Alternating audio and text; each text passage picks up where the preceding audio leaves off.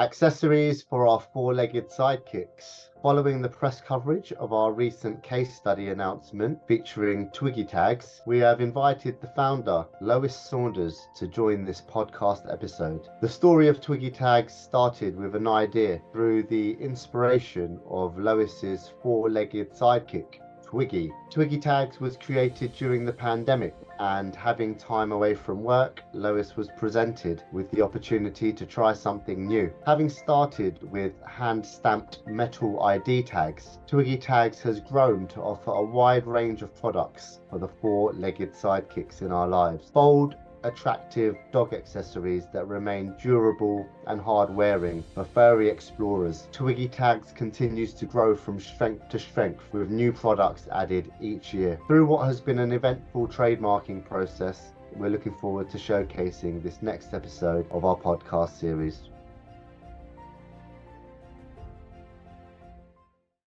Hello, Lois. Thank you for joining me on the second episode of a series of podcasts that we're going to be carrying out this year. For those of you who don't know who I am, my name's Oliver Oguz. I'm the Managing Director and a Chartered Trademark Attorney at Trademark Wizards. Our firm deals with and advises on the protection of hundreds of trademarks every year and any disputes if and when they arise. This is the second in a series of interview episodes I'll be conducting with clients of ours as we discuss their brands and businesses, their approach to trademarking, a bit about their experience with Trademark Wizards, as well as providing some useful insights for those in our network and our listeners to take away and think about. The second guest of our series is none other than Lois Saunders, the founder and managing director of Twiggy Tags Limited. Hello, Lois. Hiya, how you doing? Very well, thank you. Thanks so much for coming on. That's all right. Our podcast. And I think we're going to start off and we're just going to kick it off with the question that everyone wants answered. What is Twiggy Tags? Tell us. Awesome. So Twiggy Tags is my baby, my company. We started in lockdown, and essentially we design products for your four-legged friends. So everything for their adventures, their pub trips, their park walks, and everything in between, making sure everything is as high quality and eco-friendly as possible, not forgetting the fact that it needs to be strength tested to ensure that every dog can wear it, not just the small pocket dogs, but also the big dogs too. Thank you very much for that. And I understand that you had a really good you had a really good time at Crufts this year. Do you want to tell us a bit about that? Yeah, so I mean, Crufts is one of the biggest dog shows in the world. So it's always an absolute pleasure to go and trade there. You do have to apply, so it's always really exciting when you do get that message through. But I think the best part about it isn't necessarily just getting the brand out there, but being able to meet people who have known about the brand and who have supported me and Twiggy Tags' journey since 2020 when we started. And it's just really lovely to get that extra bit of recognition each year that we go. We're getting more and more people coming back and shouting about us. And it's always just really good experience for us. I heard you sold out on the first day down there and you had to go and reload on stock. Yeah, we did. And really oddly, in fact, it was March and it was snowing. So it was not quite the best conditions to be driving back to Bristol from Birmingham. But lo and behold, we absolutely did. Which was far beyond what we expected, but could think of nothing better, to be honest. It's not a bad problem to have, let's put it that way. And you had loads of happy customers at the end of it. Extremely, yeah, absolutely. You managed to deliver all the stock to, so you met the demand. Well done. So my next question that I wanted to ask you was, what was the inspiration behind the idea to actually start Twiggy Tags? So I used to work for Netflix. So during the pandemic, Netflix actually obviously stopped productions. They pulled everything back, and I was left without a job. Now, I'm not one to twiddle my thumbs and sit and wait for the next thing to happen. I'm very much right on to the next thing. So there was a boom in dogs in lockdown. There's no denying that. It's now become one of the biggest industries in the UK, the pet industry. So I knew that it was something to do with dogs, as that was a love of mine and has been a love of mine since I was a child anyway. So actually started off, hence the name, hand stamping metal dog tags. And that got really, really popular. I was selling out every time that I dropped the purchase slots, and knew that I needed to take it to the next step. And it basically snowballed from there. But the key part is the main inspiration is my dog Twiggy. That's where the name comes from. She was actually named after a bag of Twiglets, e.g. the Marmite snacks, because that's what she looked like. She is a miniature Labradoodle, super curly, and she's red and apricot. So that's kind of where the name comes, and why I wanted to kickstart that sort of dog business. That is a lovely story. And what I want to ask you next is, what are you hoping to achieve with Twiggy Tags? I think it was never, when I first started, I genuinely was just doing it because I can't sit there twiddling my thumbs. And it kind of just grew and grew and grew. And as it's grown, I think it's become more of something that I am wanting to keep pushing. I very much want Twiggy Tags to become a household name, like there are other brands in the industry, but very few of them are actually British based. So I want to become that British led, design led, and innovation. Like, a lot of the products we do thrive on the innovation of those products. And I think that there is a driving force to not just sit and, okay, a collar's a collar, but everything can be always made better. So that is a lot of what we're doing. I think I would love for everybody to know the name, become that household name, but also have the trust in the brand. We started on social media, so we were a lot of direct to customer, which meant that the following and the support that we got was absolutely massive, which was really integral to the growth that we've had. So yeah, kind of just pushing that even further, becoming household name, making sure that everyone knows where to get their quality dog gear from. Perfect. And I think since we've started working closely together, I've got to learn. I've got to learn a lot about your business, and you actually. And I think your the way you make decisions has been extremely interesting. And I'd like everyone to get to know you a bit more. You seem like a very sound and rational entrepreneur, especially when it comes to decision making. And you're a very fair person as well. And I think it's fair to say that when we first met, the trademarking process for your brand Twiggy Tags, in particular registering the words, was not a straightforward exercise. And do you think you can describe to our viewers what actually happened? So I think that's perhaps putting it lightly.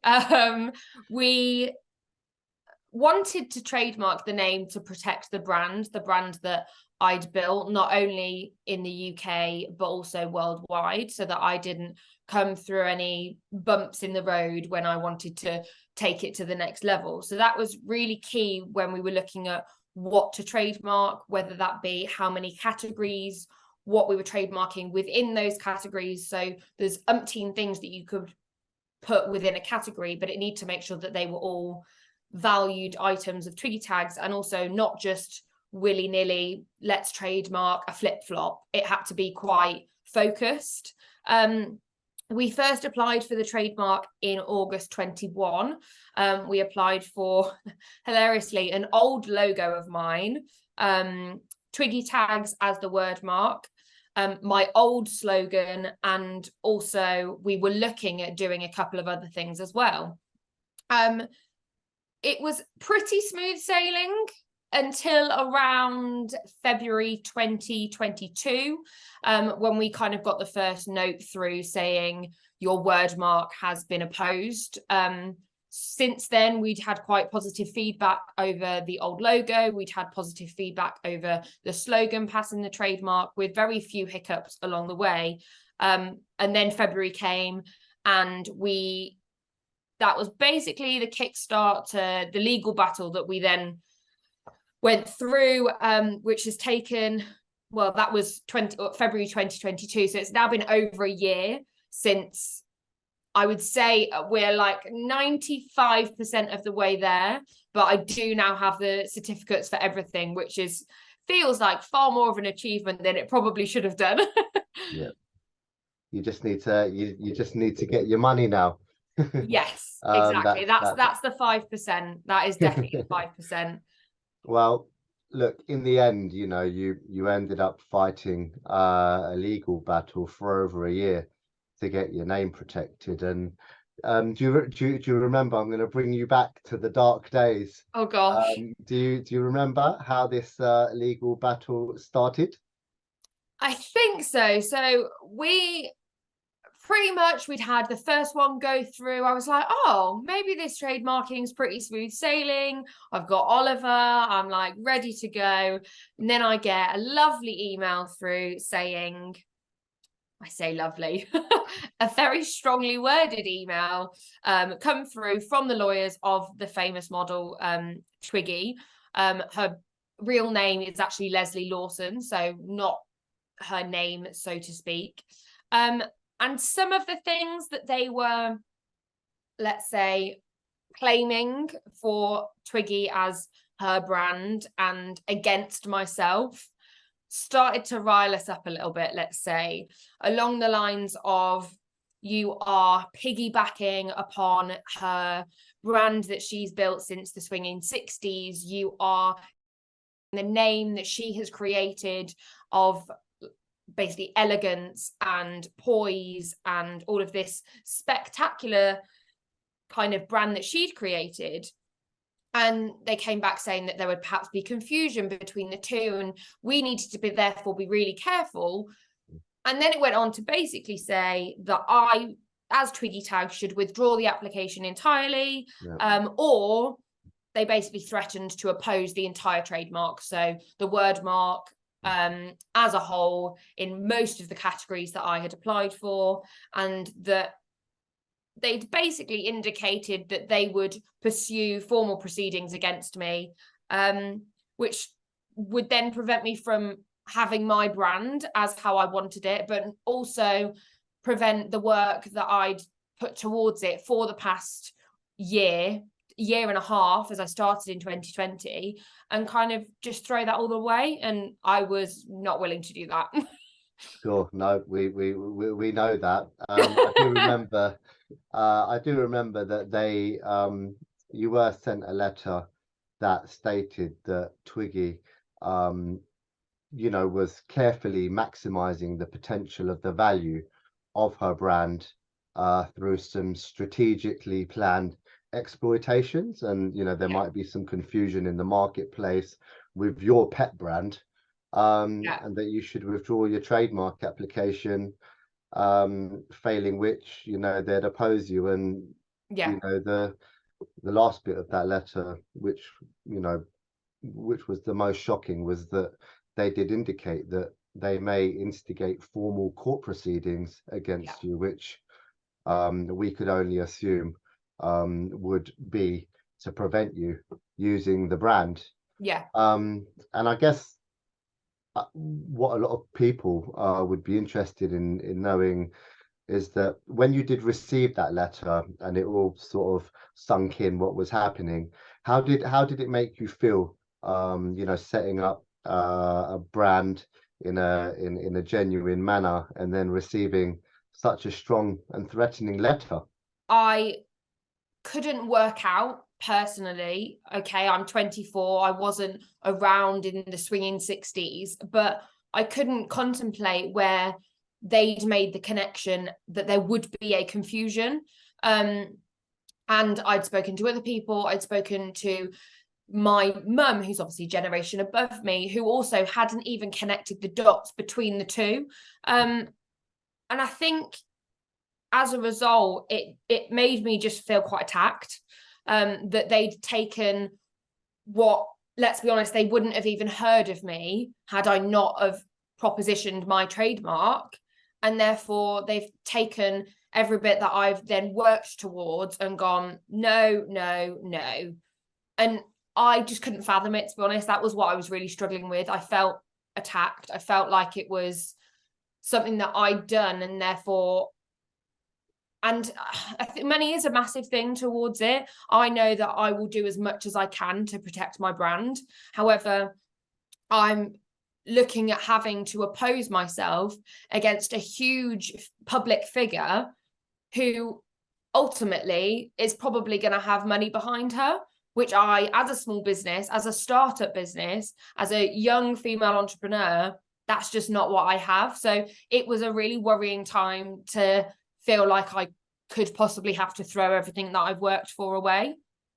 Sure. I mean, I must say that at the time, we were all impressed that at how well you kept your cool, and dealt with the situation. I mean, it seems it was quite a stressful position to be in.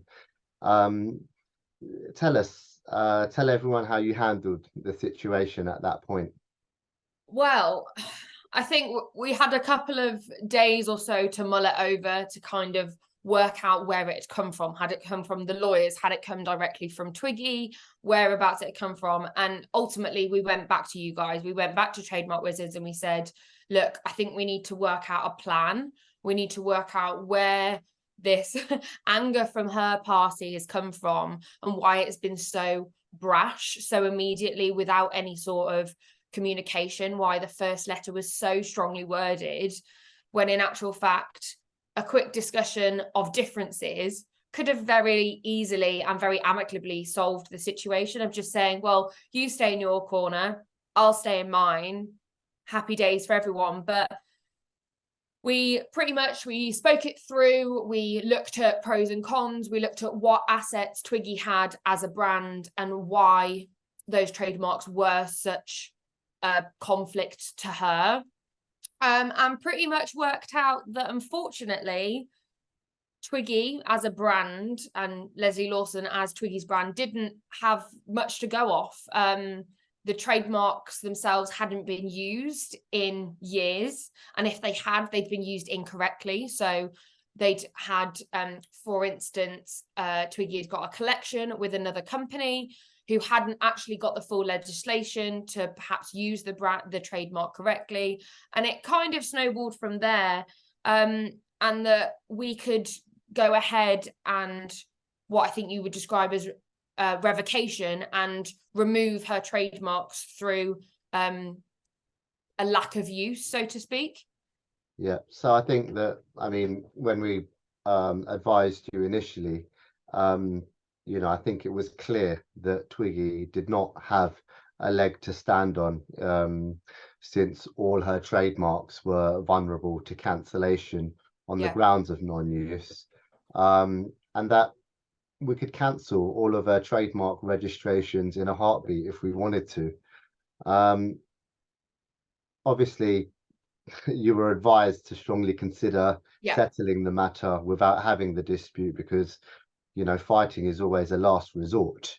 And we were very impressed that you wanted to give Twiggy the benefit of the doubt, since according to my notes, you said that you were both women in business, and that you should all be supporting each other. And obviously the fact that she's in her 70s, it just made you want to resolve the matter amicably. So yes, I mean, I do remember we did start negotiating with them, but do you remember what made you decide to stop negotiating? Yeah, it got pretty, I guess the word is pedantic, in what they were expecting me to essentially give up of my brand. Anything from So for instance, let me grab it. So for instance, Twiggy Tags here is sat horizontally.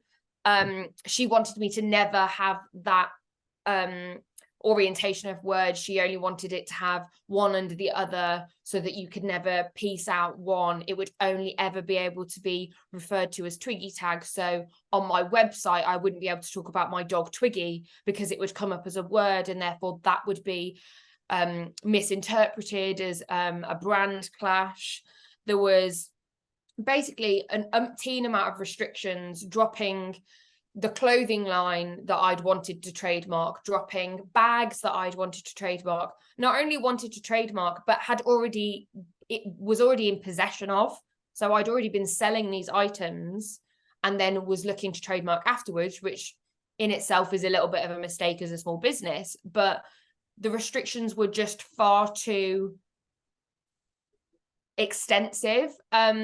And then, I mean, that was kind of the start of it. It then started to feel like the business and me as what I have grown was simply looked down upon as if it was pretty much worthless. It came to a point where there were words being thrown around, demoralizing what I had created, but also saying, look, is it really worth it? Is your brand really worth it? Where is it really going to go? Like, you're putting money towards this. Do you think you should just step back and not kind of push forwards with this? And that just wasn't an option for me. I'd love to say that it was. I'd love to say that I rebranded, but all my passion has been Twiggy Tags for the past 3 years. It wasn't going to stop. And they were very pushy. They were quite aggressive. And I just think from that, it got my back up a little bit, and I'm in no way one to kick up a fuss. We offered loads of compromises to her, but it was as if we'd send an email, we'd wait 4 or 5 weeks for a response, and the answer would just simply be a no. It wouldn't be, yeah, we can discuss it. We'd offered to go and meet in person. No, we don't want that. We don't meet anybody in person. And it was a lot of backlash from what I felt like I'd done. Absolutely, there was nothing wrong that I was doing, but it felt like everything I was doing was illegal. It was wrong. Understood. I mean, from our side, it was clear that the restrictions they're trying to impose were really excessive. There was a bit of belittling of your business and your aspirations in the way that they were communicating with us, and as you say, they were being pushy, especially with the threats and constant emails and phone calls trying to put pressure on you to do certain things. So sometimes it does come to the point where enough is enough. So do you want to tell everyone what you ended up doing in the end? Yeah, well, it took a while for us to kind of get that final push to decide that is what we wanted to do, which was basically file for revocation.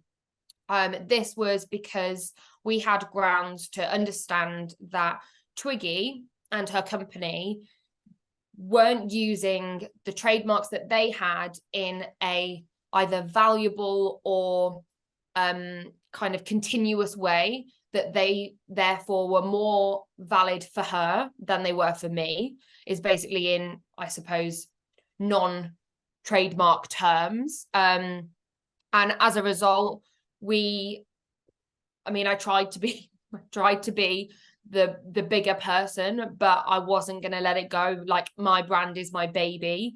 So it wasn't something that I was just going to say, okay, hands down, you do what you need to do. It was very much, right, you've switched me now. So yeah, we actually, I think, as much of a shock to her, probably continued with the legal proceedings. We filed the defense that we needed to. We cancelled all of her trademarks that she owned, should I say. But to be honest, I absolutely couldn't have done it on my own. It wasn't, I know that some people do go ahead and they do trademark their own items, they do, and it is something that you can do. But after that, it was like a big, deep blue sea of unknown, of what could happen, of what I could respond to the defense, of what I could then go ahead and do, of how I would then progress with the revocation. Sure. I mean, the bullying aspect was quite a big part of it, and obviously Lord Sugar had agreed with the rest of our board to put this case on our anti-bullying program, which just basically means it goes to the end if it needs to. And yeah, I mean, I think it's fair to say that in this situation you came out on top. So how did you feel after?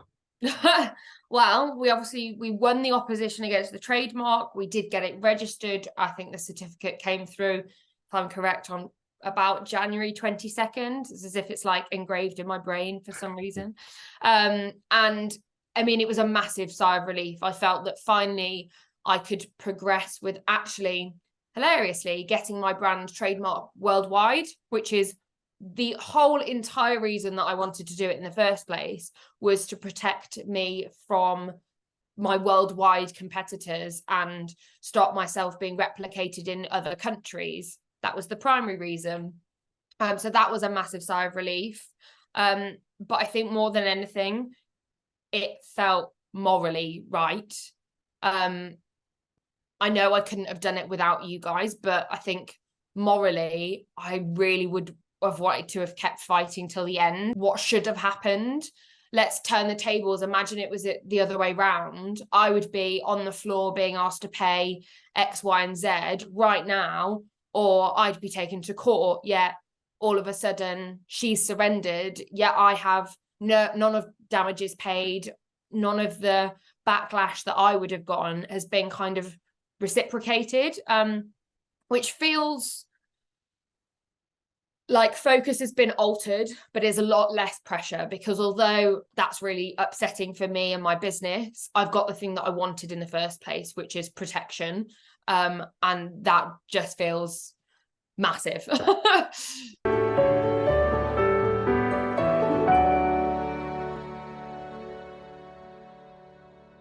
I was going to say that following the press and the coverage of the story, what advice would you give to other business owners when trademarking their brand? It's tricky. I think, for one, trademark it. don't beat around the bush. Like, I think if you want your brand to be protected, if you're believing in your brand as much as I did, then you need to be taking the precautions that, unfortunately, because there are people out there who want to stab you in the back per se, you got to take those protective measures to ensure that your brand is protected. I think if you can do it before you start, I obviously didn't ever perceive it as being a full-time job or perceive it as being as amazingly successful as it has been. But if you know your direction and all of that sort of stuff, if you can trademark it before, do, because then you're not really at risk of being caught out and having to fight as much as I did, perhaps, because you've not invested as much in it at that stage. I think finding a company to do it for you is really key. Although it's nice to be able to save a little bit of money, I guess, by doing it on your own. I think in comparison, the extra money that you spend just means that it's cutthroat, but it's absolutely like baton and braces, like everything's covered. You're not worried that you've missed something out. You're not worried that, oh, there's a loophole there for somebody to go through and kind of kick me out of what I'm wanting to do. And you're really making sure that you've dotted the I's and crossed the T's, because otherwise I don't really think you can be 100% sure unless you've got the professionals in to do it. Perfect. No, that's a good answer. I think that a lot of people do try and go through the trademarking process themselves. But then you know, sometimes, you know, if there's any mistakes made in their application, then it can be quite damning, Yeah. you know, to their whole protection project. So I guess, you know, if you can do, then it's good to find a firm of chartered trademark attorneys that are reputable, trustworthy, Yeah. regulated, insured. There are so many good firms out there, and it's always sort of good to get professional advice like this for something that's so important Yeah. to your business. Um, One thing I wanted to ask you, because when we first started um, when we first started discussing this dispute, you were very hesitant to kind of take an aggressive course Mhm. of action against Twiggy, or you know, the other side in general. What was it that just? But then, you know, a bit further down the line, you know, you turned into this completely different person that just saw red. Yeah. What made you pull that trigger and push the nuclear button and you know, just start being so aggressive? Yeah, I was very apprehensive. I'm not an aggressive person. I'm very headstrong, so I know what I want, but I'm also very aware of people's perception of me. I always have been.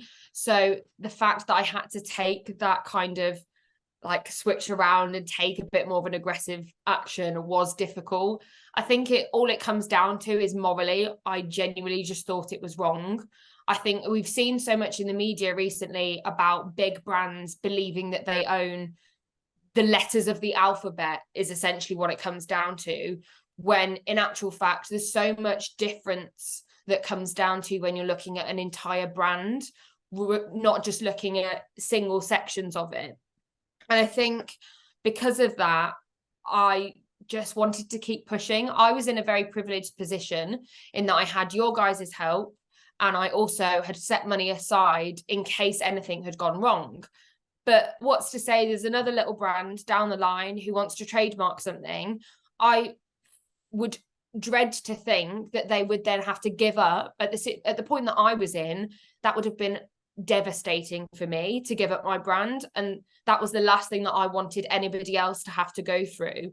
So I think regardless of whether it was me and Twiggy or any other brand, I think morally, like, it hurt. I really wanted to get the right, and like, and it's difficult because yeah, you could say that I could have changed my name and then there would have been no problem, but when you believe so like wholeheartedly in something, and when the other party doesn't really have a leg to stand on why they're fighting, it feels even more morally wrong for them to keep doing it. And then that's when you're like, I've just got to keep pushing because I've gone so far now. I don't feel like pulling back. Like, you just got to keep going. That's, yeah, pretty much. Absolutely. It's one of those things where once you're in, you're in. Yeah. But yeah, well done for sticking it out. But now that Twiggy Tags is yours, Yeah. and now that you've got more time to focus on inventing new products for the brand, Mhm. tell us what is next for Twiggy Tags. Wow. I'd like to say that I have planned the next 5 years, but I mean, I have very loosely. But I think it all depends on, I always am finding new things to kind of focus on, whether that's new harness designs, new lead designs, like innovative ideas for dog training, innovative ideas for reactive dogs. There's a whole plethora of things that I could very easily go into. But I think at the moment it's about building that brand trust, so that at the point that it comes to launching these new items that I've got designs that are in my back pocket, I want to be able to know that they will be as successful as I know that they'll be. I think I am going to have to look for a little bit of investment somewhere to really push the brand to the next level, just because my ideas are bigger than my bank at the moment, which I'm sure is the same with many. But kind of, if I know that if I keep pushing as hard as I am, it will pay off, because I think there is no other, I can't see another path. The only path I can see is doing it well. So I really am pushing towards that as the next step. I would really love to be in a couple more shops by the end of the year, and work with some really lovely dog trainers and kind of push the brand and the brand trust that way as well. Well, I'm sure whatever you have planned is all gonna go like clockwork from now on. Now that you've got over the hard bit, and I'm sure that this brand, well, it's already a success, but I can really see you smashing it out there, Lois, and I'm just excited to see and be with you along the way Yeah, we've as got more work to do. We've got worldwide to as do. you grow. Yeah.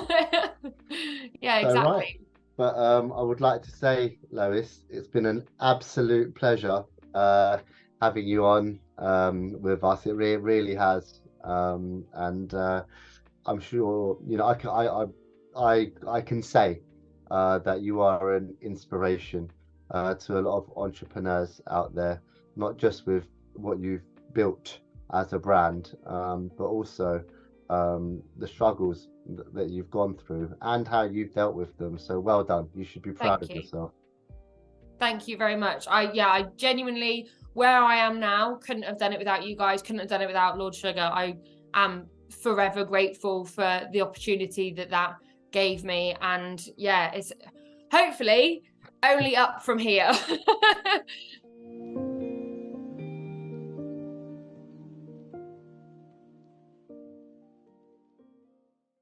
Thank you for listening to the second of our podcast interviews featuring our client Lois from Twiggy Tags. If today's conversation has resonated with you in any way and perhaps provoked some thought or opinions, then please do feel free to comment. We'd also love you to subscribe to our YouTube channel so that you can get updates on our latest podcast episodes with our clients and business associates, as well as other cool content we may decide to throw out from time to time. If you have any questions or are interested in seeking legal advice about your trademarks and brands, then please do get in touch with me, Oliver, directly at oliver.oz@trademarkwizards.co.uk. Thank you, and I look forward to hearing from you.